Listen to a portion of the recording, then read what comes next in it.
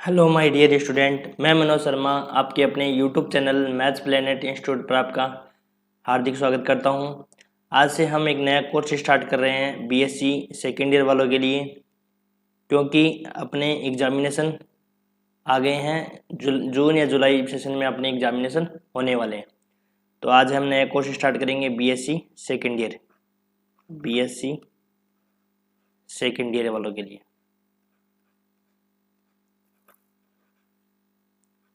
और ये हमारा जो कोर्स रहेगा वो क्रैश कोर्स टाइप से रहेगा। क्रैश कोर्स का मतलब जो एग्जाम की दृष्टि से महत्वपूर्ण क्वेश्चन रहेंगे उनको ही करवाया जाएगा। और फिर भी आपके कोई क्वेरीज है, क्वेश्चन में प्रॉब्लम है, तो आप क्वेश्चन को भेज सकते हो, उसका सॉल्यूशन करवाया जाएगा। ठीक है, तो सबसे पहले मैं आपको बता देता हूँ कि जो बीएससी सेकेंड ईयर मैथ्स वालों के लिए जो कोर्स है ये किन किन यूनिवर्सिटी के सिलेबस को कवर करेगा। सबसे पहला करेगा ये Rajasthan university, RU, Pandit Deendayal university और एमजीएसयू, इनके लिए कवर करेगा। तो सबसे पहले जो हम पेपर स्टार्ट करने वाले हैं वो तीनों में क्या है, तीनों यूनिवर्सिटी में कॉमन है। तो हम स्टार्ट करेंगे सबसे पहले आपका पेपर नंबर सेकंड, जो तीनों यूनिवर्सिटी में क्या है, यही आपका पेपर सेकंड है। पेपर सेकंड आपका कौन सा आता है, डिफरेंशिएबल इक्वेशन का, differentiable equation, differential equation, differential equation, अवकल समीकरण, अवकल समीकरण। ठीक है, तो देखो सबसे पहले हम बीएससी सेकेंड ईयर का कोर्स स्टार्ट कर रहे हैं। क्रैश कोर्स टाइप से रहेगा। क्वेश्चंस आपको लगभग सारे करवाए जाएंगे, कुछ एक्सरसाइज के क्वेश्चन करवाए जाएंगे, कुछ आपके एग्जांपल्स करवाएंगे जो एग्जाम की दृष्टि से महत्वपूर्ण है उनको करवाएंगे। हमारा कम टाइम में हम ज़्यादा से ज़्यादा मैटर पढ़ने की कोशिश करेंगे, जिससे हमारी तीनों बुक्स कवर होने की, तीनों बुक्स हम कवर कर सकें। ठीक है, तो सबसे पहले हम पेपर सेकेंड स्टार्ट करेंगे और उसके बाद में जो पेपर फर्स्ट है उनको भी करवाया जाएगा। अपने जो एग्जामिनेशन है शेखावट यूनिवर्सिटी हो, चाहे राजस्थान यूनिवर्सिटी हो, चाहे एमजीएस यूनिवर्सिटी हो, तो इन सब का जो एग्जामिनेशन रहेगा वो लगभग जो बीएससी फाइनल का है वो तो आपका जून सेशन में है। तो यही मान के चलो कि आपका बीएससी सेकेंड ईयर में भी जून में एग्जाम कंडक्ट होगा। तो जून में कंडक्ट होगा तो अब हमारा मार्च तो कंप्लीट है भाई, 20 मार्च भाई, 15-16 मार्च हो गई, तो आधा मार्च तो चला ही गया वैसे भी, और आधा मार्च बचा है। और ये होली की वजह से चला जाएगा, क्योंकि होली आ गया है ना, फेस्टिवल आ गया, तो इसकी वजह से टाइम बीत जाएगा। तो ये मार्च तो ऐसे मान के चलो ये तो चला ही गया। अप्रैल मई जून 3 मंथ बचे अपने पास। कौन कौन से, एक तो अप्रैल, एक मई और एक जून, ये 3 महीना। एक और महीना मान लो, यदि बीएससी थे फाइनल के एग्जाम जून में होते हैं तो आपके एग्जाम मान लो या तो जुलाई में होंगे फिर जून में होंगे, तो 4 मंथ मान लो, या 3 या 3.5 मंथ मान लो। अब आपको 3-3.5 मंथ में आपको ये क्या करना है, कंप्लीट करना है, तीनों पेपर कंप्लीट करने हैं। तो मैं सबसे पहले आपको पेपर सेकंड डिफरेंशियल इक्वेशन का करवाऊंगा, उसका आज हम सिलेबस बताऊंगा पहले, और फिर हम उस टॉपिक को, जो भी आपकी यूनिट है फर्स्ट है, उसको मैं स्टार्ट करने वाला हूँ। ठीक है, और आप इस चैनल को, जो भी आपके साथी है जो बीएससी सेकेंड ईयर में कोई भी यूनिवर्सिटी में, जैसे आरयू, पंडित दीनदयाल यूनिवर्सिटी, महाराजा गंगा सिंह यूनिवर्सिटी, कोई भी यूनिवर्सिटी से बीएससी सेकेंड ईयर कर रहा है, उसके लिए ये वीडियो हेल्पफुल होने वाला है। ठीक है, और आप एक्स्ट्रा क्वेश्चन करो तो कर सकते हो अपनी मर्जी से, लेकिन मैं जितना करवाऊँ आप उतना पढ़ के चले जाना, एग्जाम में आराम से पास हो जाओगे, परसेंटेज भी अच्छे बन जाएंगे। ठीक है, क्योंकि कॉलेज में अपने को क्या करना होता है, स्मार्ट स्टडी करने की ज़रूरत होती है। कॉलेज में क्या करना होता है, स्मार्ट स्टडी करने की ज़रूरत होती है। ठीक है ना, तो देखो पहले हम सिलेबस डिस्कस कर लेते हैं और फिर हम आगे बढ़ते हैं, फिर अपना स्टार्ट करते हैं लेक्चर। जो भी आपके साथी हैं उनको बताएं क्लासेज के बारे में, और यदि वीडियो आपको अच्छे लग रहे हैं तो आप चैनल को ज़रूर सब्सक्राइब करें और वीडियो को लाइक और फ्रेंड्स के साथ शेयर करें, क्योंकि आपके लिए ही बीएससी सेकेंड ईयर का कंटेंट अवेलेबल हम आपको इस चैनल पे करवाएंगे। ठीक है, तो देखो हम स्टार्ट करते हैं, सबसे पहले सिलेबस की बात करते हैं। सबसे पहले हम क्या करते हैं, सिलेबस। जो हमारा पेपर सेकंड है वो पेपर सेकंड तीनों यूनिवर्सिटी के लिए क्या है, कॉमन है। तो हम सबसे पहले ये देखते हैं कि यूनिट 1 कौन सी पढ़नी है, यूनिट 2 कौन सी पढ़नी है, और यूनिट 3 यूनिट 4 कैसे पढ़नी है ना। तो पहले मैं आपको सिलेबस बता देता हूँ और फिर यहाँ पे लिख देते हैं हम यूनिट 1। तो यूनिट 1 का जो आपका चैप्टर रहेगा वो रहेगा प्रथम कोटि और प्रथम घात के अवकल समीकरण। देखो ये अपना जो कोर्स रहेगा वो क्रैश कोर्स टाइप से रहेगा। क्रैश कोर्स का मतलब ये होता है कि आपको एग्जाम की दृष्टि से जो महत्वपूर्ण क्वेश्चन है, इंपॉर्टेंट क्वेश्चन है, उनको मैं करवाऊंगा। जो 5 साल में क्वेश्चन आए हुए हैं वो सारे मैं यहाँ पे कंप्लीट करा दूंगा, है ना। चाहे वो आप कोई भी यूनिवर्सिटी का हो, चाहे वो पंडित दीनदयाल का हो, चाहे राजस्थान का हो, चाहे एमजीसी यूनिवर्सिटी का हो, सारे यूनिवर्सिटी के हम सिलेबस को क्या करेंगे, एक ही लेक्चर में हम कंप्लीट करने वाले हैं। एक ही लेक्चर में कंप्लीट करना, मतलब एक ही टाइप में वीडियो। ये नहीं कि राजस्थान यूनिवर्सिटी का एक अलग से वीडियो बनाया जाएगा, पंडित दीनदयाल यूनिवर्सिटी का अलग से, एमजीसी का अलग से, नहीं। आपकी तीनों जो बुक्स हैं, एक तो जैसे पंडित दीनदयाल यूनिवर्सिटी और राजस्थान यूनिवर्सिटी में तो जेपीएच की बुक चलती है और एमजीसी में आपके नवकार प्रकाशन बुक चलती है।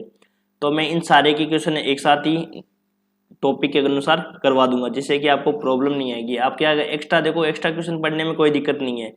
आप कहोगे हमारे तो सर नवकार प्रकाशन पढ़ते हैं तो हम उसके अकॉर्डिंग पढ़ाओ, तो देखो उसके अकॉर्डिंग नहीं पढ़ाया जाता। आपको एक बुक रेफर करनी होगी, एक बुक के अकॉर्डिंग ही आपको सब कुछ पढ़ाया जाएगा। तो मेरा मानना यही है कि आप जो मैं करवाऊँ आपको सारे उसमें आपके पंडित दीनदयाल से भी कनेक्ट हो जाएंगे क्वेश्चन और महाराजा गंगा सिंह यूनिवर्सिटी से भी कनेक्ट हो जाएंगे।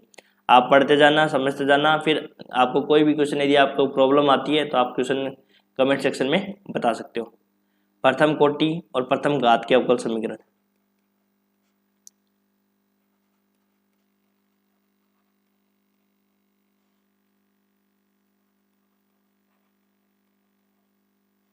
सबसे पहले हम क्या करेंगे, इसकी 3 यूनिट कवर कर लेंगे, फिर हम पेपर फर्स्ट की और इस प्रकार से पेपर थर्ड की कर लेंगे, जिससे कि हमारे आराम से हम अच्छे नंबर गेन कर सकते हैं। क्योंकि 3 यूनिट जिसमें होती है, जिस बुक में 3 यूनिट होती है उस बुक में ज़्यादा क्वेश्चन आने की संभावना रहती है, ठीक है ना। तो इसको इंग्लिश में लिखें तो क्या होगा, differential equation of first order and first degree. First order and first degree.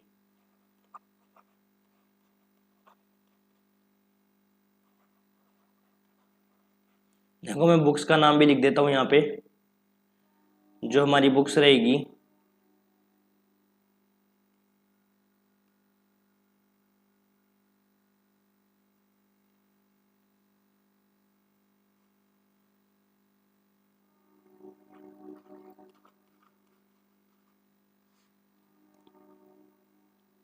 Rajasthan university और पंडित दीनदयाल यूनिवर्सिटी के लिए जो बुक रहती है वो रहती है आपके जेपीएच।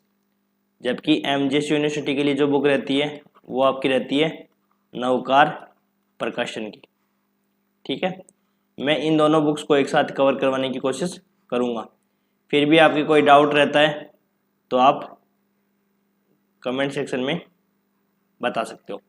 मैं इन दोनों बुक को एक साथ लेकर चलूँगा। जहाँ से मेरे को क्वेश्चन लगेंगे एक्स्ट्रा करवाने की, वहीं से मैं सारे क्वेश्चन आपको करवा दूंगा। आपको कोई प्रॉब्लम नहीं आएगी। बस आप तो क्या है कि वीडियो को ज़्यादा से ज़्यादा फ्रेंड्स के साथ शेयर करो, और आपको वीडियो अच्छे लगे तो लाइक शेयर तो बनता ही है, ठीक है। और देखो आप अपने सजेशन दे सकते हो कि हम किस प्रकार से इन वीडियो को आगे बढ़ाएं।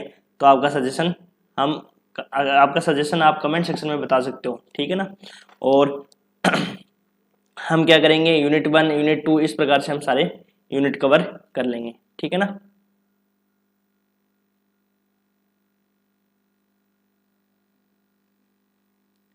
तो देखो यूनिट 2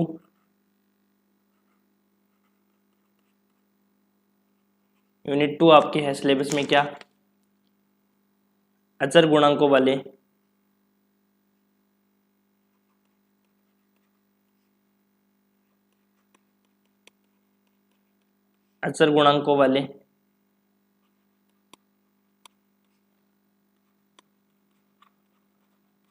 रैखिक अवकल समीकरण।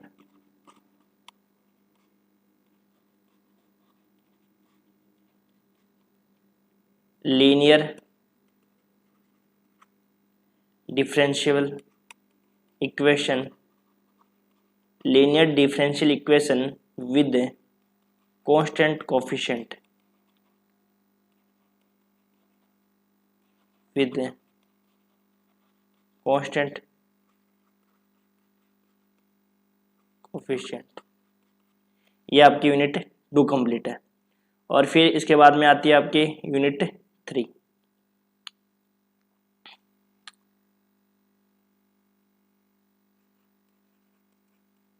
यूनिट 3 देखो, यूनिट 3 में आपका है 2 चैप्टर इंक्लूडेड है। एक तो आपका है समघात अवकल समीकरण, समघाती रैखिक अवकल समीकरण,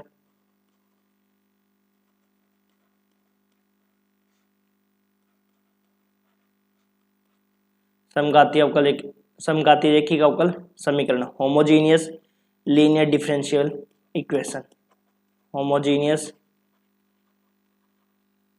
लीनियर डिफरेंशियल इक्वेशन। ठीक है। और आपका जो दूसरा चैप्टर आता है इसमें युगपत अवकल समीकरण। देखो, आज के वीडियो में लेक्चर भी डिस्कस करेंगे और साथ में हम थोड़ा पढ़ेंगे भी, लेकिन पहले आपको पता होना चाहिए कि आपका सिलेबस क्या है। बिना सिलेबस के आप क्या पढ़ोगे? क्योंकि सबसे बड़ी प्रॉब्लम बच्चों की ये होता है कि कौन कौन से चैप्टर अपनों को कवर करना होता है। तो सबसे इंपॉर्टेंट ये चीज़ें हैं, तो पहले आपको सिलेबस पता होना चाहिए। तो युगपत अवकल समीकरण को कहते हैं इंग्लिश में simultaneous differential equation, simultaneous differential equation. फिर जो यूनिट 4 है, यूनिट 4 में आपका चैप्टर रहेगा द्वितीय कोटि के द्वितीय कोटि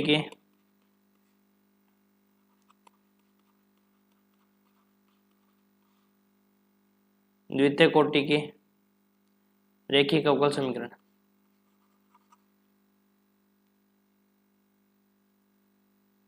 द्वितीय कोटि के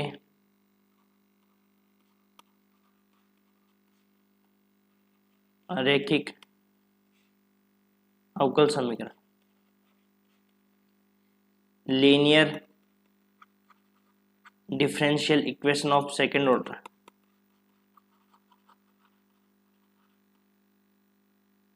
इक्वेशन ऑफ सेकंड ऑर्डर। देखो, जो आपका पेपर सेकंड है, उस पेपर सेकंड में आपके दो बुक आती है। एक तो आती है ऑर्डिनरी डिफरेंशियल इक्वेशन अवकल समीकरण, और एक आती है पार्शियल डिफरेंशियल इक्वेशन। एक को तो कहते हैं ओडी और एक को कहते हैं पीडी। ठीक है, तो 2 बुक्स कवर होती है इसमें। ठीक है, अब देखो, सबसे पहले आपको मैं ये बता देता हूँ कि जो ये 4 यूनिट होती है, ये आपके राजस्थान यूनिवर्सिटी में और पंडित दीनदयाल यूनिवर्सिटी में 4 यूनिट होती है। हम देखो, राजस्थान यूनिवर्सिटी के सिलेबस को कवर करेंगे, पंडित दीनदयाल यूनिवर्सिटी को करेंगे और एमजीएसयू करेंगे। ये देखो, सबका तीनों का सिलेबस है ना इस बुक का, वो सेम ही है। ठीक है, ये चारों यूनिट आपको पढ़नी होगी। लेकिन एक बात बता देता हूँ कि जो पंडित दीनदयाल यूनिवर्सिटी और राजस्थान यूनिवर्सिटी है, उनके तो ये 4 यूनिट डिवाइड में है। उनके तो ये जो यूनिट है वो 4 यूनिटों में डिवाइड है, ये सारे चैप्टर। और जो एमजीएस यूनिवर्सिटी के है, वो ये सारे चैप्टर मिलकर कितनी यूनिट बनाएंगे? 3 यूनिट बनाएंगे। तो देखो, जैसे इसमें आपके 2 पेपर हैं। एक तो कौन सा, जो पेपर सेकंड है, वो पेपर सेकंड में कौन कौन सी बुक होती है? पेपर सेकंड में एक तो आती है ओडी, एक तो आती है ओडी,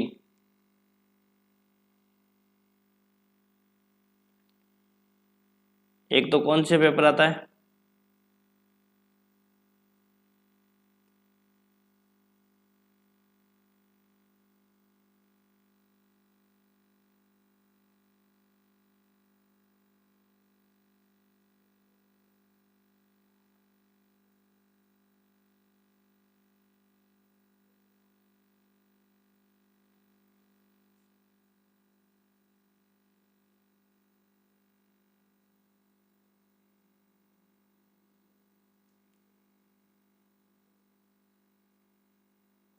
तो देखो जो हमारा पेपर सेकंड है वो पेपर सेकंड क्या है,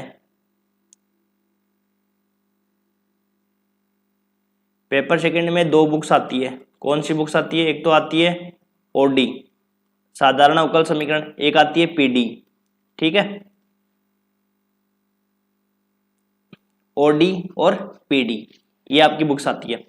अब एक बात और बता दें हम, देखो कि जो 4 यूनिट में डिवाइड है ये तो आपके राजस्थान यूनिवर्सिटी में आती है। 4 यूनिट कितनी आती है, 4 यूनिट तो आती है राजस्थान यूनिवर्सिटी और पंडित दीनदयाल यूनिवर्सिटी में। ये जो मैंने चैप्टर लिखे हैं ये सारे चैप्टर आपके राजस्थान यूनिवर्सिटी के सिलेबस में भी है, पंडित दीनदयाल यूनिवर्सिटी के सिलेबस में भी है और महाराजा गंगा सिंह यूनिवर्सिटी के भी सिलेबस में है, ठीक है।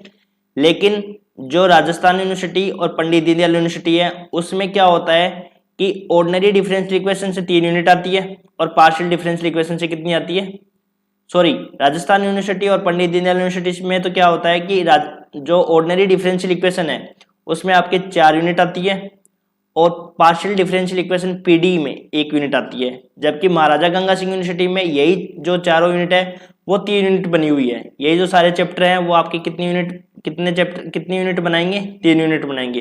तो महाराजा गंगा सिंह में तो कितनी यूनिट आएगी, 3 आएगी। मतलब ये जो सारे चैप्टर है ना, ये चैप्टर बता रहा हूं मैं, आप समझे नहीं, देखो कंफ्यूज मत होना। पहली बात तो देखो एक बार वापस बता देता हूं,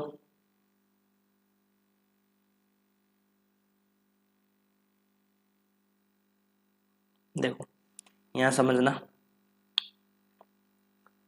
ये जो सारे चारों यूनिट है ना आपके चारों यूनिट, ये आपके राजस्थान यूनिवर्सिटी में भी है, पंडित दीनदयाल यूनिवर्सिटी में भी है और किस में है, एमजीएसयू में भी है। जबकि ये जो 4 यूनिट है ये चारों यूनिट तो ये चारों यूनिट तो किस में रहेगी, राजस्थान यूनिवर्सिटी और पंडित दीनदयाल में रहेगी। और यही जो चारों चैप्टर है, ये जो 4 चैप्टर है ये मिलकर आप कितनी यूनिट बनाएंगे, 3 यूनिट बनाएंगे। किस में, महाराजा गंगा सिंह में।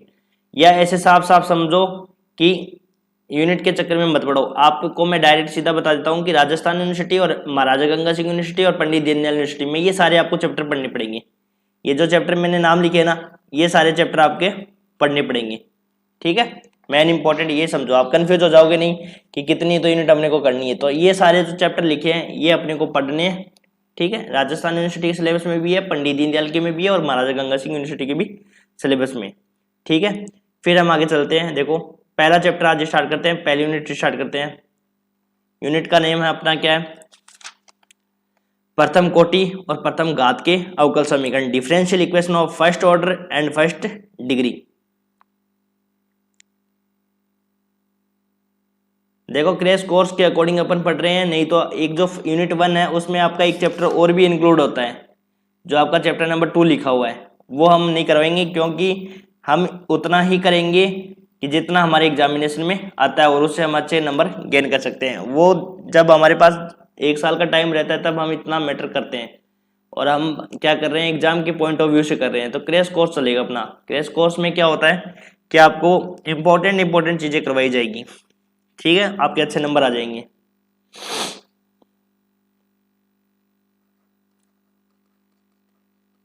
तो यूनिट 1 स्टार्ट करते हैं। यूनिट 1 अपनी है प्रथम कोटि और प्रथम घात के अवकल समीकरण।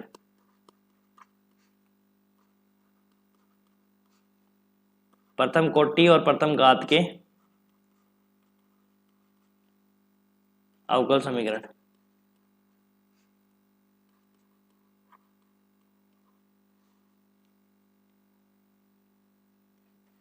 डिफरेंशियल इक्वेशन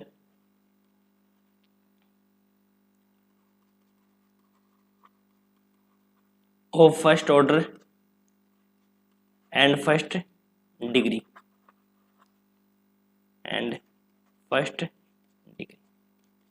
ठीक है। तो ये हमारा क्या रहेगा, यूनिट रहेगी। तो देखो इस यूनिट के साथ में एक चैप्टर और भी इंक्लूड है आपका। एक चैप्टर कौन सा है, प्रथम कोटि की अवकल समीकरण जो प्रथम घात के नहीं है, differential equation of first order but not of first degree. लेकिन हम इसी चैप्टर को अच्छे से करेंगे और उसमें आपके आराम से क्वेश्चन मिल जाएंगे सारे, ठीक है ना। तो देखो स्टार्ट करते हैं। इस चैप्टर को। तो साथ साथ में डेफिनेशन वगैरह लिखते रहना, नोट्स बनाते रहना, क्योंकि ये मोस्ट इंपॉर्टेंट होने वाले हैं आपके।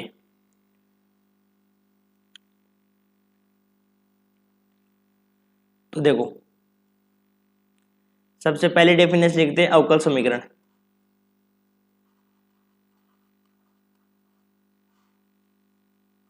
अवकल समीकरण, डिफरेंशियल इक्वेशन।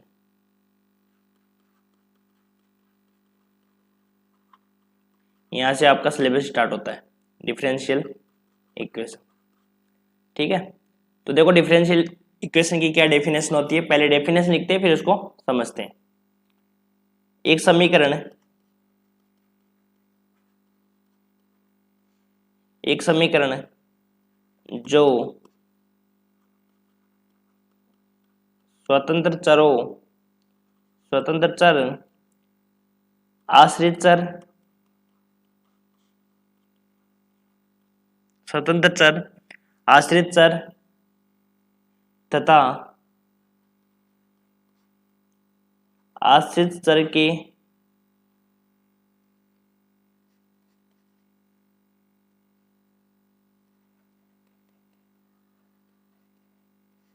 आश्रित चर के अवकल गुणांक के मध्य संबंध।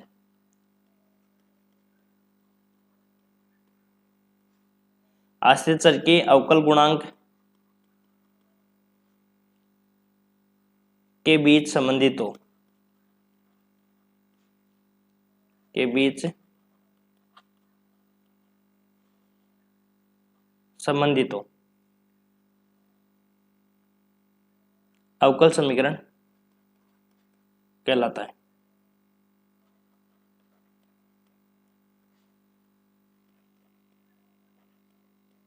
देखो महाराजा गंगा सिंह यूनिवर्सिटी में एक बात बता देता हूं मैं आपको कि महाराजा गंगा सिंह यूनिवर्सिटी में आपको डेफिनेशन भी आपके एग्जाम में पूछी जाती है। जो आपके जो फर्स्ट पार्ट आपका आता है 10 क्वेश्चन, उन 10 क्वेश्चन में आपके सारे चैप्टर की क्या पूछी जाएगी, डेफिनेशन वगैरह, फॉर्मूले वगैरह पूछे जाएंगे।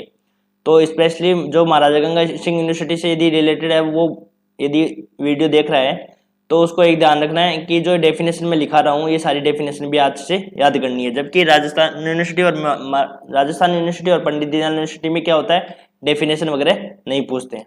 ठीक है, तो देखो क्या डेफिनेशन कहती है कि एक समीकरण जो स्वतंत्र चर होता है जिसमें और आश्रित चर होता है और आश्रित चर के अवकल गुणांक के बीच में ये रिलेशन होता है, उस रिलेशन को हम क्या कहते हैं, डिफरेंशियल इक्वेशन कहते हैं। तो एक समीकरण ऐसी होनी चाहिए जिसमें स्वतंत्र चर x होना चाहिए, आश्रित चर y होना चाहिए और आश्रित चर के अवकल गुणांक dy/dx होना चाहिए, तब उस समीकरण को क्या कहते हैं अपन, डिफरेंशियल इक्वेशन कहते हैं। फॉर एग्जाम्पल के लिए बात करें हम, कौन कौन सी डिफरेंशियल इक्वेशन होगी, तो देखो dy/dx equal to x plus y minus 1 upon x plus y plus 1। ये जो इक्वेशन है वो आपकी क्या कहलाएगी, डिफरेंशियल इक्वेशन कहलाएगी, क्योंकि इसमें स्वतंत्र चर भी है और आश्रित चर भी है और आश्रित चर के जो अवकल गुणांक है उस अवकल गुणांक के बीच में क्या है, रिलेशन दे रखा है, उसको हम क्या कहते हैं, डिफरेंशियल इक्वेशन कहते हैं। सेकेंड एग्जाम्पल देखें तो dy/dx equal to root of x upon under the root of 1 plus y square. ये भी आपकी क्या हो जाएगी, डिफरेंशियल इक्वेशन हो जाएगी। ठीक है,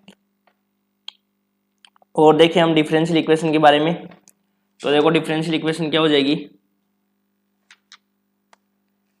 d3y/dx3 minus 5 d2y/dx2 plus 4 dy/dx minus 2y equal to E की पावर x। ये सारी क्या हो जाएगी, आपकी डिफरेंशियल इक्वेशन हो जाएगी। ये सारी क्या हो जाएगी, आपके पास डिफरेंशियल इक्वेशन हो जाएगी। ठीक है, और इन डिफरेंशियल इक्वेशन को हम क्या कहेंगे, साधारण अवकल समीकरण भी कहेंगे। ठीक है, इसको हम क्या कहेंगे, डिफरेंशियल इक्वेशन कहेंगे। और भी लिख सकते हो,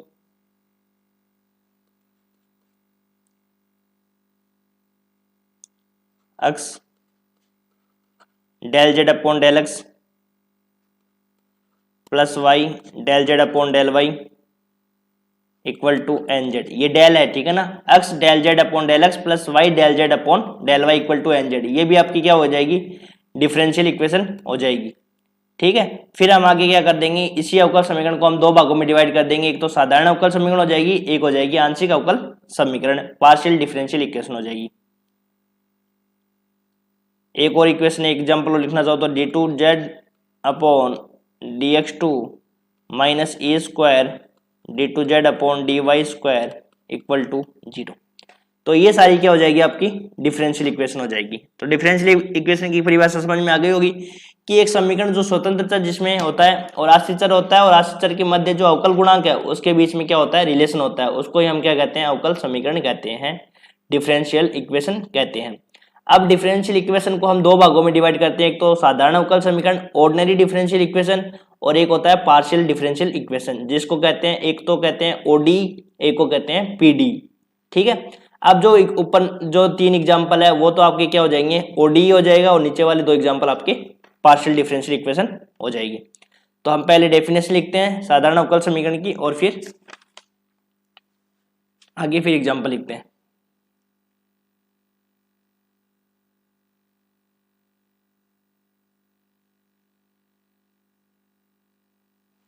तो देखो,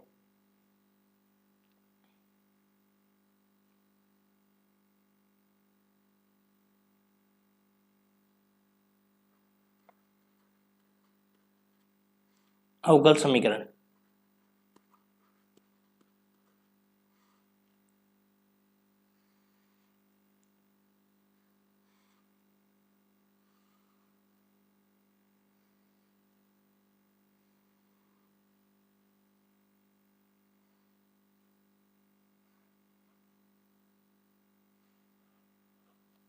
एक को तो हम कहते हैं क्या, साधारण अवकल समीकरण,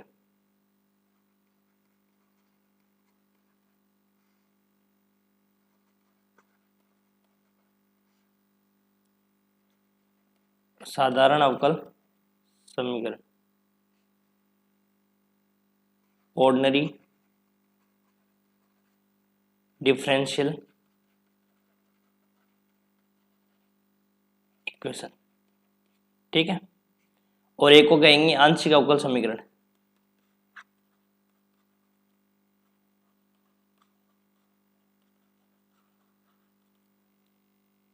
पार्शियल डिफरेंशियल इक्वेशन। तो जो अवकल समीकरण है वो अवकल समीकरण कितने टाइप की होती है, दो टाइप की होती है, एक तो साधारण अवकल समीकरण, एक होता है पार्शियल डिफरेंशियल इक्वेशन।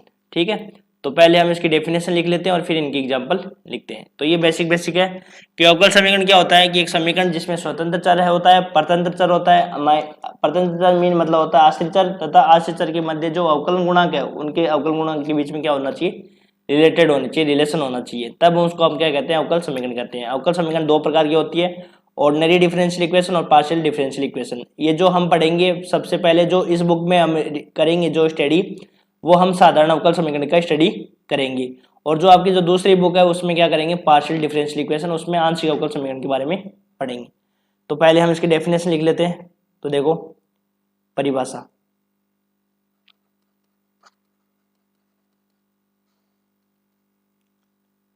जब किसी अवकल समीकरण है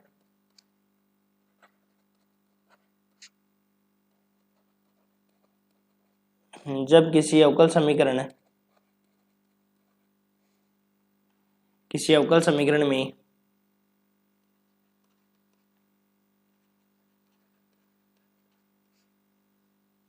अवकल गुणांक केवल एक स्वतंत्र चर के सापेक्ष,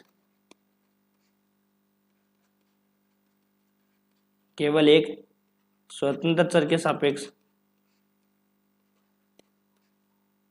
स्वतंत्र चर के सापेक्ष हो,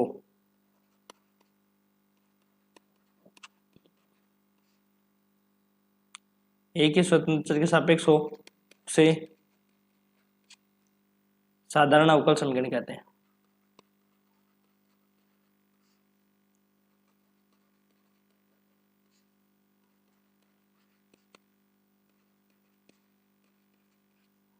ठीक है,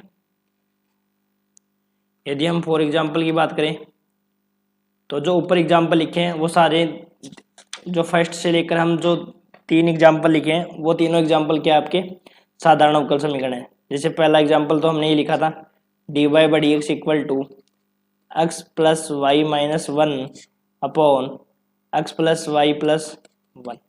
एक तो ये साधारण डिफरेंशियल इक्वेशन हो जाएगी, क्योंकि हम जो भी अवकल समीकरण है उसमें अवकल गुणांक क्या है, केवल एक ही स्वतंत्र चर के सापेक्ष होता है, उसे हम क्या कहते हैं, साधारण अवकल समीकरण कहते हैं। दूसरा एग्जाम्पल लिखें तो dy/dx equal to root of x upon root of 1 plus y square. तीसरा एग्जाम्पल लिखें तो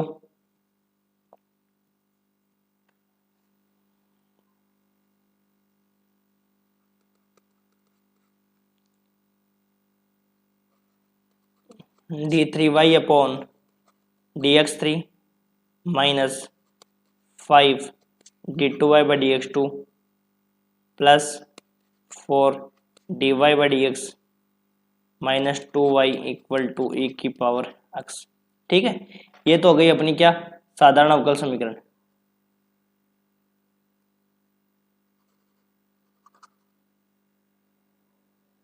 और अब लिखेंगे आंशिक अवकलन समीकरण की, आंशिक अवकल समीकरण की। तो आंशिक अवकल समीकरण की क्या परिभाषा होगी, और जो लास्ट के हमने 2 एग्जाम्पल लिखे हैं वो आपके क्या हो जाएंगे, आंशिक अवकल समीकरण हो जाएंगे। ठीक है, तो देखो पहले परिभाषा लिख लेते हैं। जब किसी अवकल समीकरण में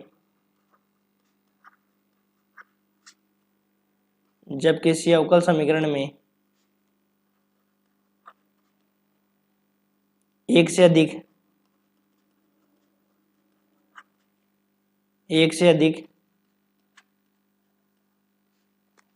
अधिक स्वतंत्र चर हो तथा आंशिक अवकल गुणांक हो,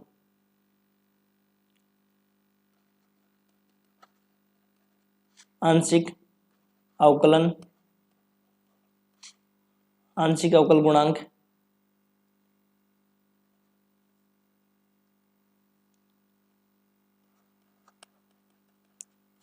गुणांक इनमें से किसी के सापेक्ष आते हो।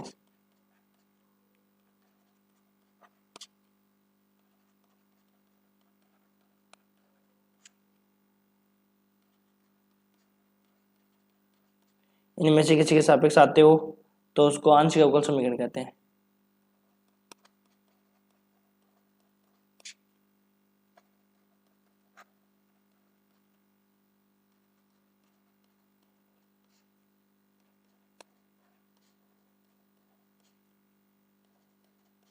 आंशिक अवकल समीकरण कहते हैं। यदि अपन फॉर एग्जाम्पल की बात करें तो जो लास्ट के 2 एग्जाम्पल लिखे थे हमने वो सारे क्या हैं, आपके आंशिक अवकल समीकरण कहलाएंगे। तो देखो x del z upon del x plus y del z upon del y equal to n z। समीकरण 2 कौन सी थी अपने, del 2z upon del x2। del जो होगा ना वो आपका पार्शियल डिफरेंशियल इक्वेशन होगी, ठीक है ना।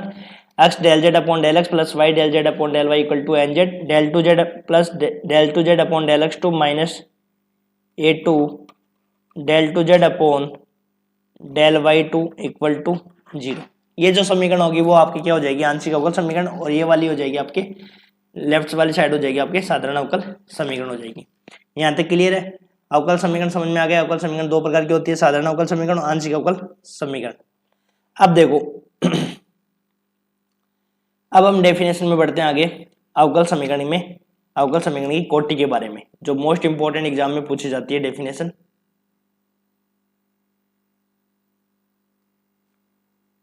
तो देखो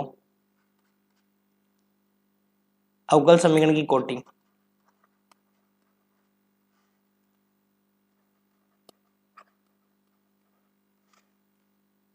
अवकल समीकरण की कोटि, order of A differential equation, order of A differential equation.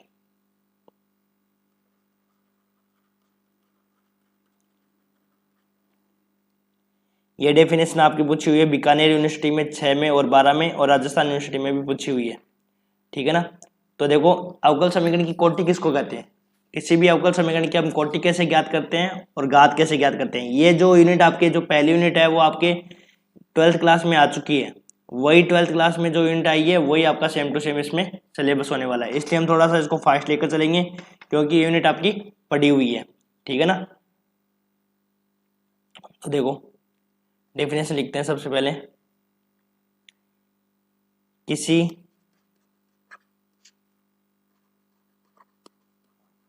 अवकल समीकरण में, किसी अवकल समीकरण में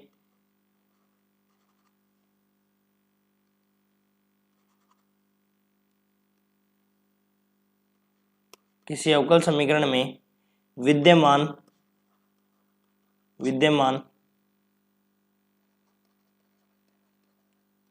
उच्चतम अवकलज की कोटि, उच्चतम अवकलज की कोटि को ही उस अवकल समीकरण की कोटि कहते हैं।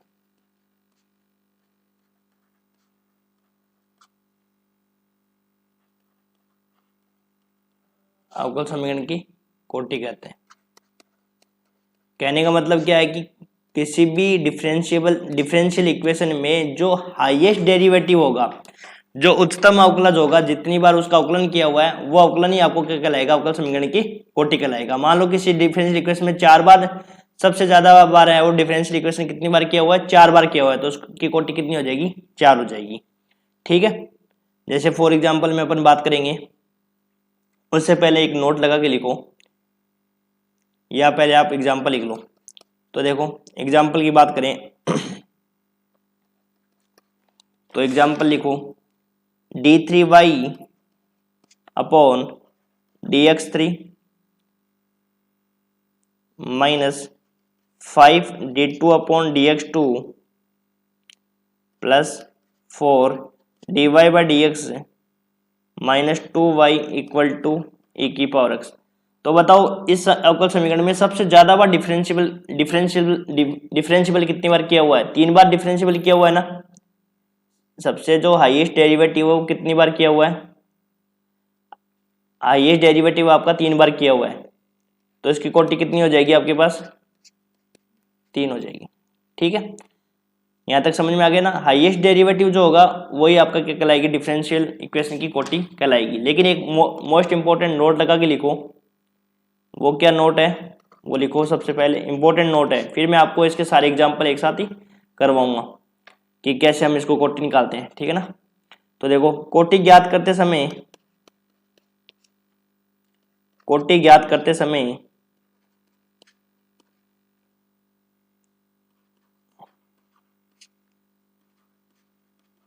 ये ध्यान रखना है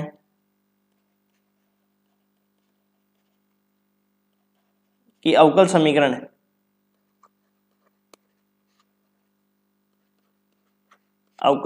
में integration F Y D x, मतलब यहाँ पे y का पद नहीं होना चाहिए, y dx या एफ एक्स डी वाई जैसे पद ना हो,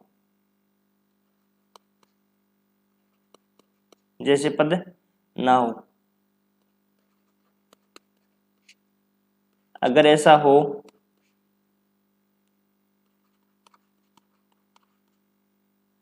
तो उनको पहले अवकलन करके हटा देना चाहिए, अवकलन करके हटाना है।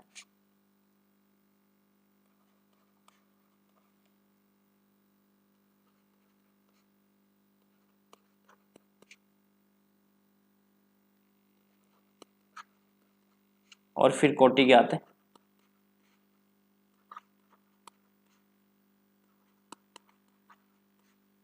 फिर कोटि क्या आते करनी चाहिए।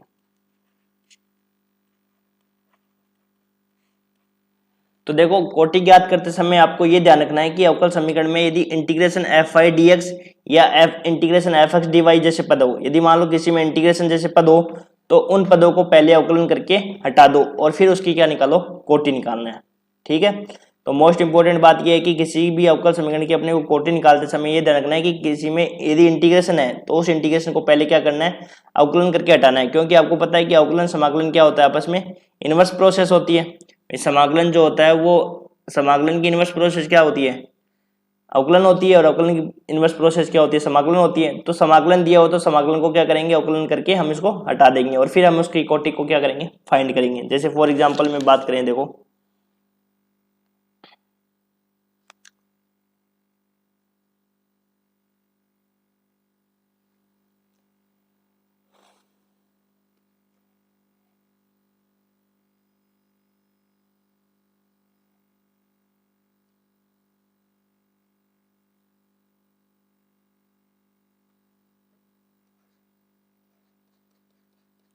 तो एक एग्जांपल लिखो, d2y by dx2 plus 5 dy by dx plus integration y dx equal to x cube. तो बताओ इसकी कोटि क्या होगी।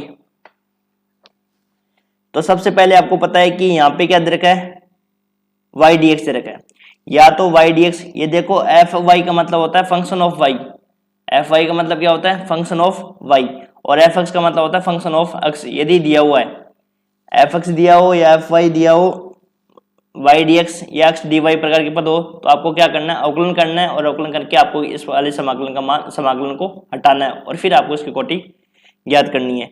तो पहले क्या करो, दोनों तरफ अवकलन करने पर, या अवकलन करने पर कर दो, डायरेक्ट ही, डायरेक्ट क्या कर दो, अवकलन करने पर।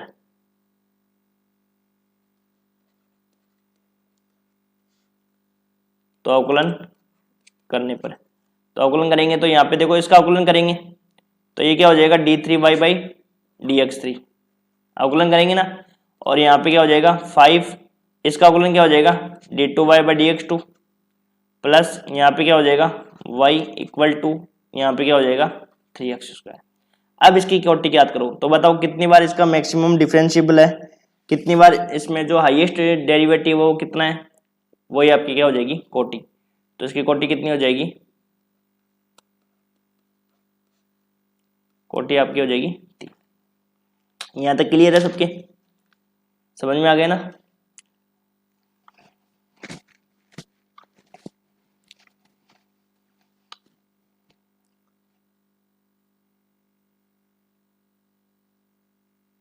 ठीक है, अब लिखो किसी अवकल समीकरण की घात कैसे निकालते हैं, ये अवकल समीकरण की घात अपन कैसे निकालते हैं। ठीक है, यहाँ तक क्लियर है। और एग्जाम्पल करने चाहो तो देखो और एग्जाम्पल भी करेंगे हम, और एग्जाम्पल लिखते हैं, फिर एक साथ ही करते हैं सारे examples.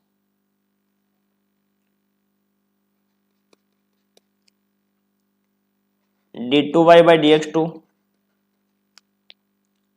Plus x dy by dx का power 3 equal to sine x। तो बताओ इसकी कोटि कितनी हो जाएगी, कोटि कितनी हो जाएगी 2, मैक्सिमम डेरिवेटिव कितना है 2 टाइम्स है, तो आपका कोटि कितनी हो जाएगी, ऑर्डर कितना हो जाएगा 2 हो जाएगा, और उसमें कोई समाकलन का कोई पद है नहीं, तो आप इसका डायरेक्ट आंसर हो जाएगा। तो इसकी कोटि कितनी हो जाएगी 2।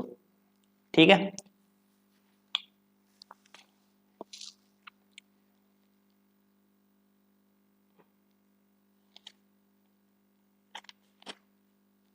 जैसे और करते हैं एग्जाम्पल।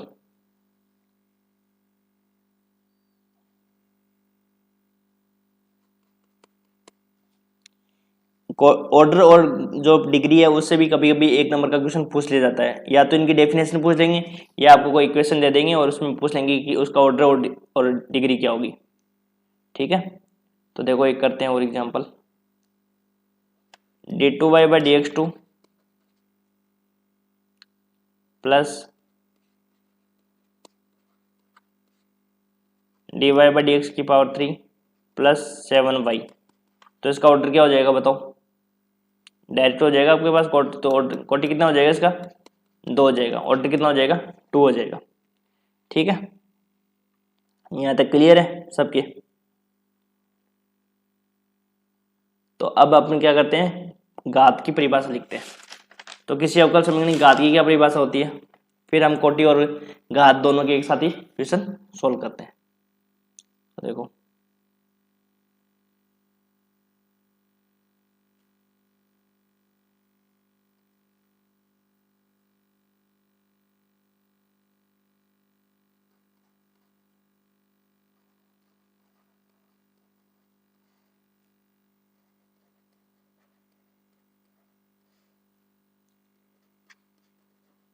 अवकल समीकरण की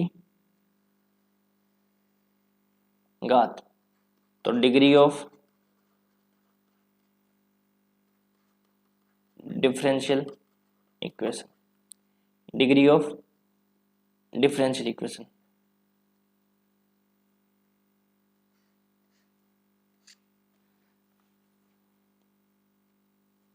तो देखो परिभाषा लिखते हैं, किसी अवकल समीकरण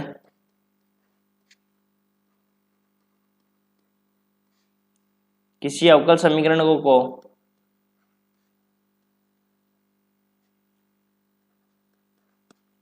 अवकलजों के संदर्भ में, अवकलजों के संदर्भ में परिमेय तथा पूर्ण बीजीय, परिमेय तथा पूर्ण बीजीय बनाने के उपरांत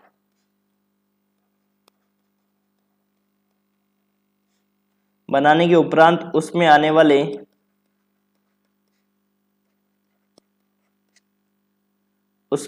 वाले सबसे उच्चतम अवकलज की घात,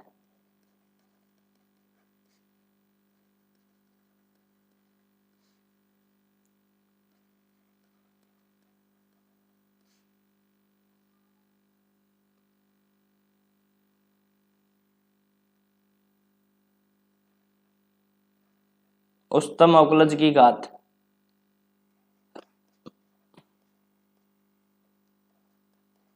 को ही अवकल समीकरण की घात कहते हैं।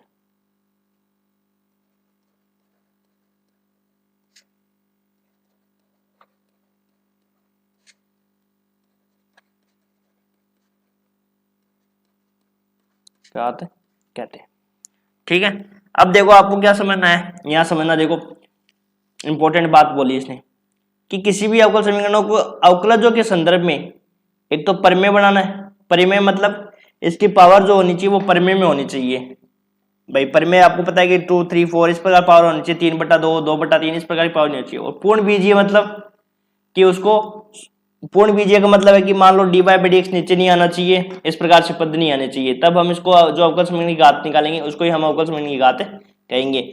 कि जब उसको आप पूर्ण बीजीय और परिमेय बना लोगे, फिर उसके बाद में सबसे जो हाईएस्ट डेरिवेटिव है, उस हाईएस्ट डेरिवेटिव की जो पावर होगी उसी को ही हम अवकल समीकरण की क्या कहेंगे, घात कहेंगे।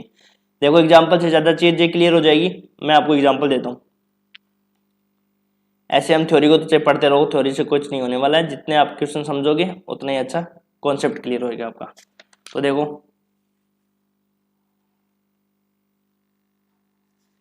जैसे एग्जांपल लिखते हैं,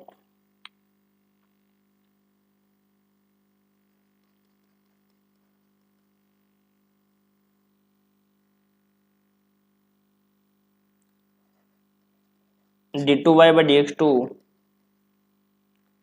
plus dy/dx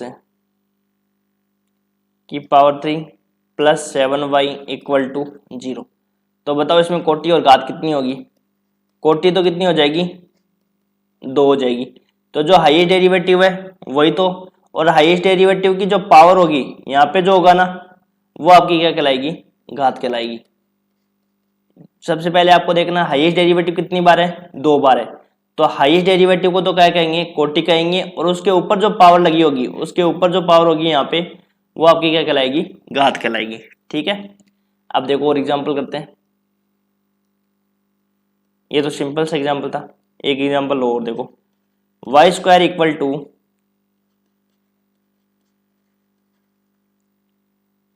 x dy/dx 3 dy/dx।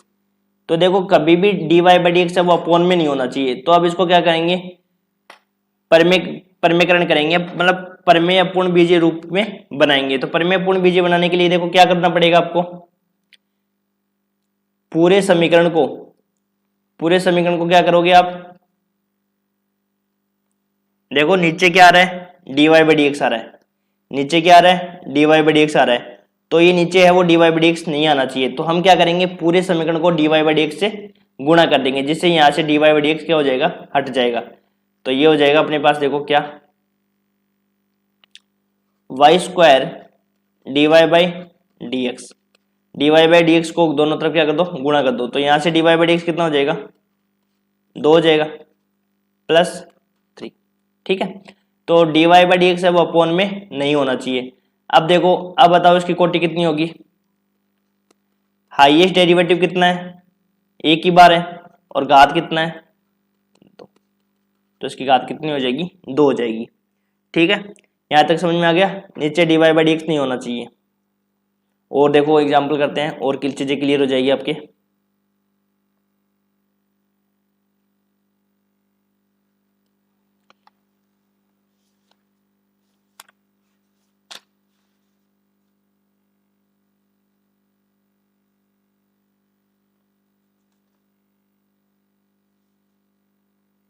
ठीक है,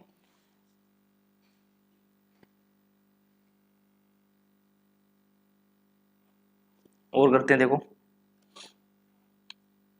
ये लिखो एग्जाम्पल अगला, X D Y by D X plus 3 upon D Y by D X equal to Y square. अब देखो वही वापस नीचे क्या आ गया, D Y by D X आ गया। तो इसको क्या करेंगे, हम हटाएंगे। हटाने के लिए हम क्या करेंगे, पूरे इक्वेशन को d Y by D x से गुणा कर देंगे। तो देखो d Y by D x से गुणा करोगे तो यहाँ पे तो एक पावर थी, तो एक d Y by D x और आ जाएगा, तो हो जाएगा कितना, 2 प्लस 3 इक्वल टू, यहाँ से भी क्या आ जाएगा, वाई स्क्वायर और d Y by D x.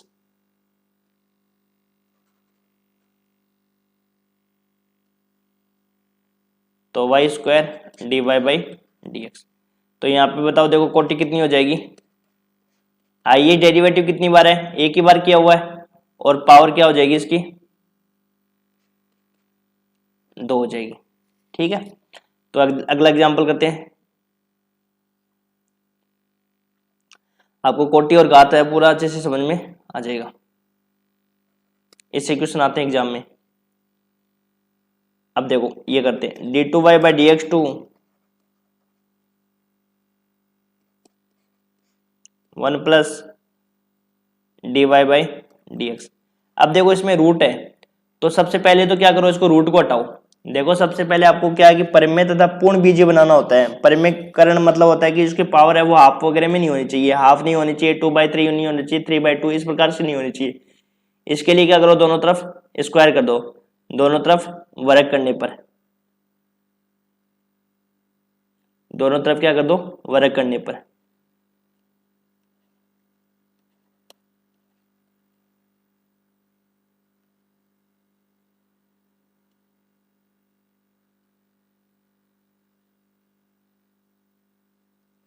दोनों तरफ वर्ग करने पर,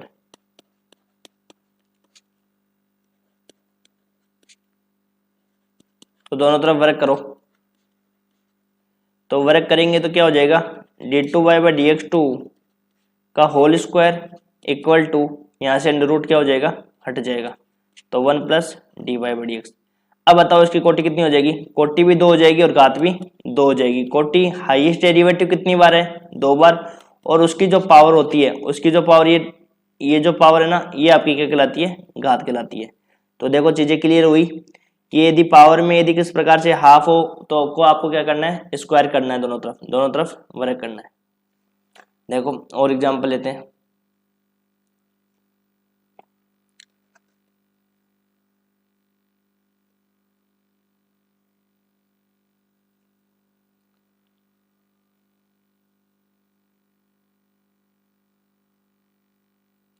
one plus d Y by D x का होल स्क्वायर की पावर में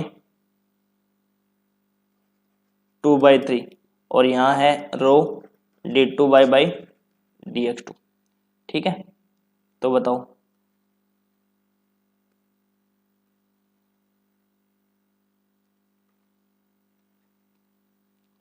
अब बताओ, देखो इसको कैसे सॉल्व करेंगे।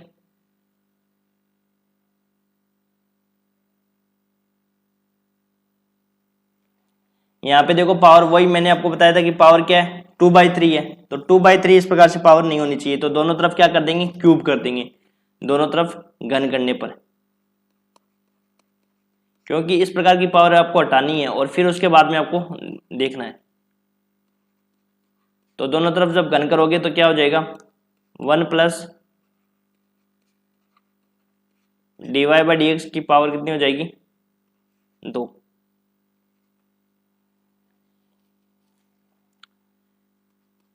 क्यूब कर देंगे ना, क्यूब कर देंगे तो यहाँ पे क्या हो जाएगा, 3 इंटू में आ जाएगा, तो यहाँ पे 2 पावर बच जाएगी, और यहाँ पे क्या हो जाएगा, रो d2y/dx की पावर 3। ठीक है, तो हमने क्या कर दिया, क्यूब कर दिया, दोनों तरफ क्या कर दिया, क्यूब कर दिया, और क्यूब करने पर इधर वाली साइड तो ये बच गया और इधर वाली साइड ये बच गया। तो अब बताओ इसकी कोटि और घात कितनी हो जाएगी। कोटि हाईएस्ट डेरिवेटिव कितनी बार है बताओ, 2 बार, d2y/dx2 है ना, और उसकी पावर क्या होती है आपकी, घात होती है, डिग्री होती है, तो कोटि 2 और घात 3।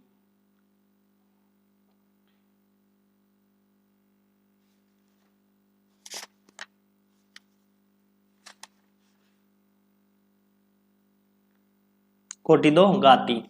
और एग्जाम्पल करते हैं, देखो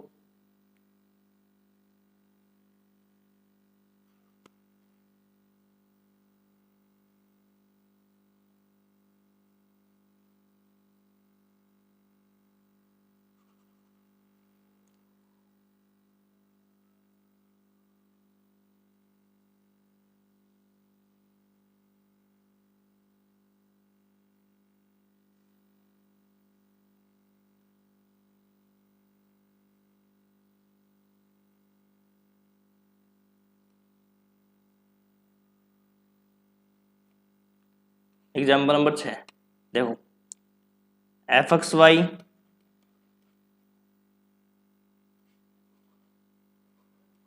d⁻m x dxm, और ये हो जाएगा p प्लस 5xy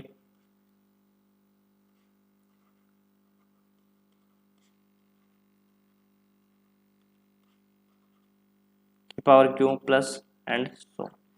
अब बताओ इस डिफरेंशियल इक्वेशन में कोटि क्या हो जाएगी आपके पास, कोटि हो जाएगी आपके पास m और घात क्या हो जाएगी p। ये तो इजी सही था ना। तो 7 वाला क्वेश्चन और देखो,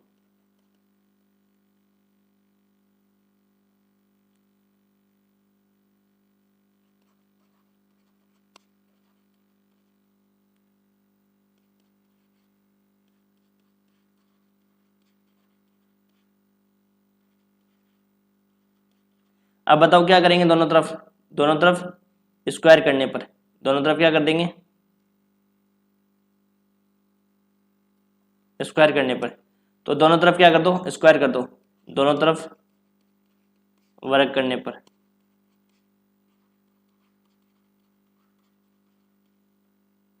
तो k d2y/dx2 की पावर 2 इक्वल टू में आ गया 1 प्लस dy/dx का होल स्क्वायर की पावर क्यूब। तो यहाँ से बताओ कोटि कितनी हो जाएगी, कोटि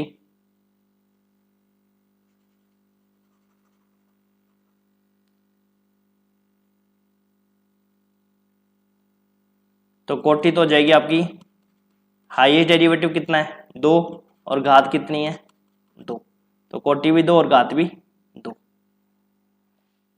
ठीक है, यहाँ तक क्लियर है सबके। और वीडियो आप मेरे को बताना कि वीडियो कैसा लगा आपको, कमेंट करके बताना मेरे को आप। 8 नंबर में देखो,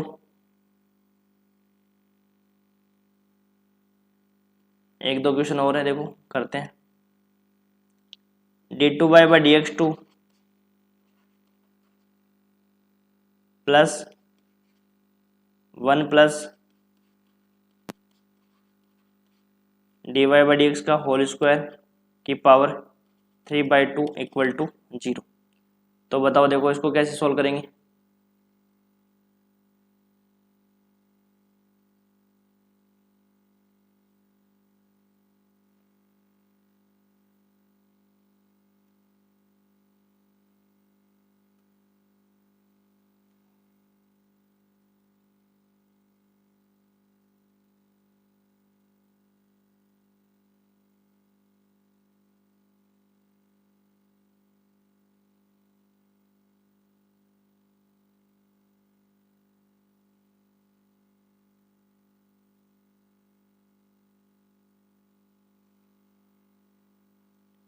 तो 1 प्लस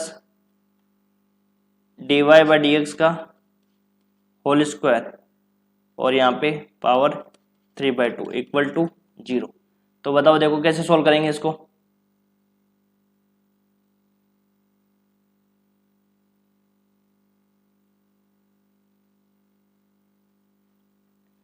अब देखो क्या आपको पता है कि 3/2 पावर में है, तो इसको कैसे सोल्व करेंगे देखो। d2/dx2 उसको उधर भेज देंगे, तो 1 प्लस dy/dx का होल स्क्वायर और पावर में क्या हो जाएगा 3/2 हो जाएगा।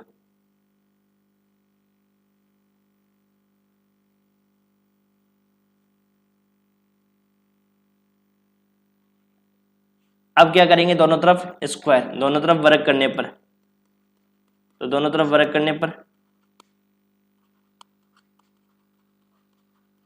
तो करो वर्ग देखो,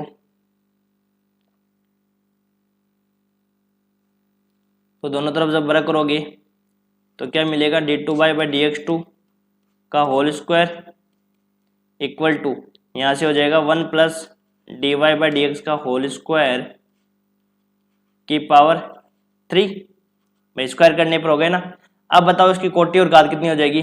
मैक्सिमम जो हाईएस्ट डेरिवेटिव है वो कितनी बार है 2 बार, और घात भी कितनी है 2, कोटि भी 2 और घात भी 2। ठीक है, ये यहाँ पे अपना कंप्लीट होता है कोटि और घात का कॉन्सेप्ट। एक दो क्वेश्चन और करने के लिए आपको दूं क्या कोटि और घात में।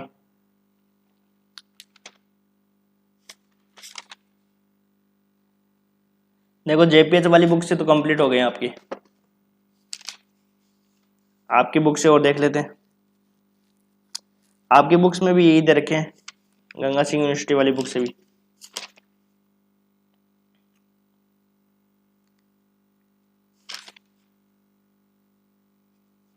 ठीक है, तो आपके कोटि और घात के तो कॉन्सेप्ट क्लियर हो गया।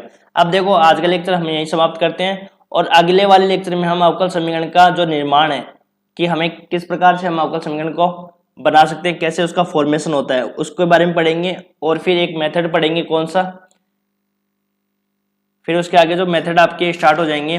पर ये जो मेथड आपके हैं उसमें सबसे पहला मेथड आपका वेरिएबल सेपरेशन मेथड, पृथक्करण का मेथड, उसको पढ़ेंगे। और फिर समघात है, रैखिक अवकल समीकरण है, बर्नौली अवकल समीकरण है, ये सारे हम आगे लेक्चर में पढ़ेंगे। और कमेंट करके जरूर बताना कि वीडियो आपको कैसा लगा और क्या क्या चेंज इसमें करना आपको कैसा लगा। आप अपने फ्रेंड्स के साथ ज़्यादा से ज़्यादा शेयर करना और चैनल को सब्सक्राइब जरूर कर लेना। Thank you.